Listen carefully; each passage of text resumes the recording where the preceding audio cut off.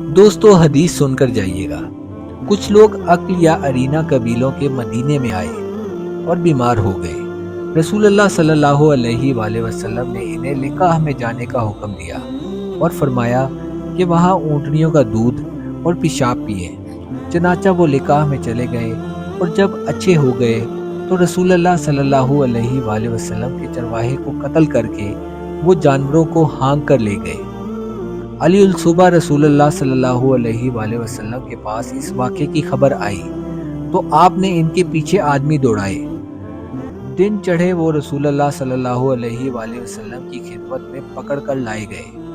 آپ کے حکم کے مطابق ان کے ہاتھ پاؤں کاٹ دیے گئے اور آنکھوں میں گرم سلاخیں پھیر دی گئی اور مدینہ کی پتھریلی زمین میں ڈال دیے گئے۔ پیاس کی شدت سے وہ پانی مانگتے تھے مگر انہیں پانی نہیں دیا جاتا تھا۔ ابو قلابہ نے ان کے جرم کی سنگینی ظاہر کرتے ہوئے کہا کہ ان لوگوں نے چوری کی اور چرواہوں کو قتل کیا اور آخر ایمان سے پھر گئے اور اللہ اور اس کے رسول سے جنگ کی۔